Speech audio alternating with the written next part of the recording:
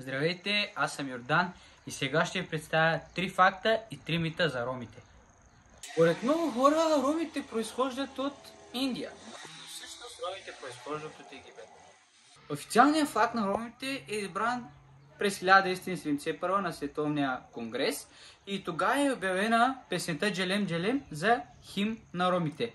Знамето на ромите символизира историческото наследство на етноса.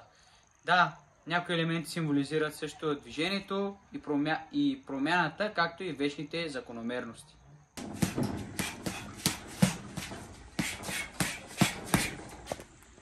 Световно известният боксер Тайсън Фюри, който има 35 мача, 34 победи, едно равенство и от ромски произход. Интересен мит за ромите е, че не искат да учат, не се образуват. Но всъщност с всяка изминала година процентът на образуваните роми се покачва. Друг интересен мит за ромите е, че рано се женят. Но благодарение на Малипе, които вече над 20 години работят по този проект, над 20 000 женитби са спрени. Благодарение на тях.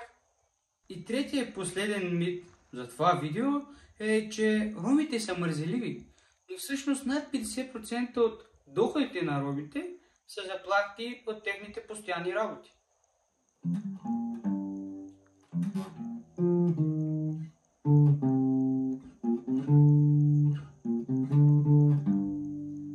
И бонус факт е, че известният рокер Елвис Пресли